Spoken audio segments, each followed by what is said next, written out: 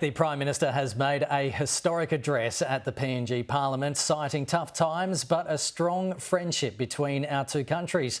Joining me live is Pacific Fellow for the Lowy Institute, Maho Laveil. Maho, thanks so much for joining us. First of all, just how significant for our region was Prime Minister Anthony Albanese's address to PNG's Parliament? It was very important. I think PNG just come out of an election. The other few Pacific Island countries like Solomon Islands is preparing for an election. Vanuatu has come out of an election. Fiji has come out of an election. So I think it's important that the Australian Prime Minister address a lot of these governments, new and continuing governments, and strengthen ties. Well, let's break down the Prime Minister's speech in his historic address. He said there has been rough seas and tough times, but our friendship rings true, talking between the two countries. He covered many topics. What were your overall thoughts of his speech?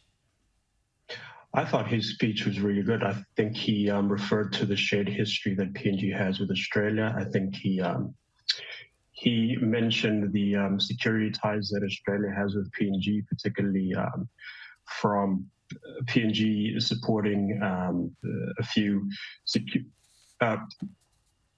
assisting with the fire response for bushfires that happened, I think, a few years ago.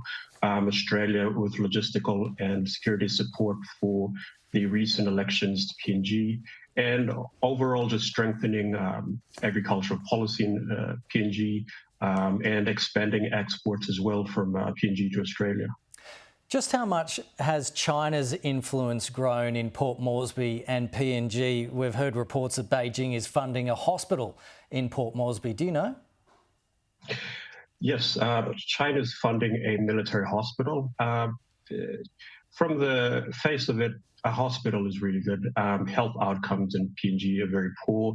PNG suffers from lack of medical equipment, and rural aid posts are pretty poor as well. And so a hospital, even though it's a military hospital, from whoever it is that's providing that financial support and building it, is just welcome for PNG.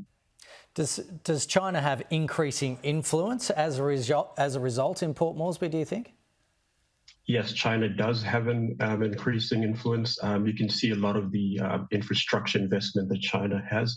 A lot of companies, Chinese companies, have presences in PNG ranging from different sectors, agricultural sectors, logging sectors as well, and then in retail as well, and construction services as well, as taking on board a lot, and they're partnering a lot with the PNG MPs as well, particularly in the districts, rural and near urban centres as well. So there's a high and growing influence of China, but we see Australia still as the partner of first choice, and we see Australia as responding to China as more of a, at least more defense on one side, but development as well. And Australia continues to show that. Well, in a new bilateral security treaty with PNG, which is expected to be agreed upon between the two countries, it's one of the reasons why the Prime Minister is over in PNG at the moment. In his speech, the Prime Minister was emphasising the need for family first, talking about the region. What did you make of that? I made of that, I thought it was very sort of appropriate that he mentioned family, and just because the Prime Minister, the Australian Prime Minister addressing the PNG Parliament, that's the first time it's ever happened.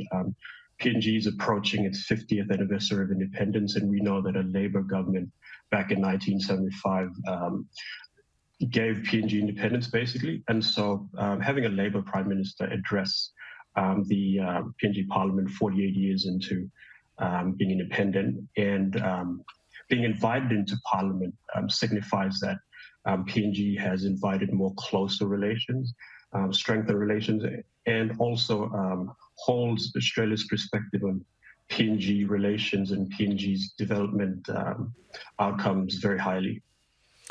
Maho Laveil, really appreciate you coming on the program. Thanks so much.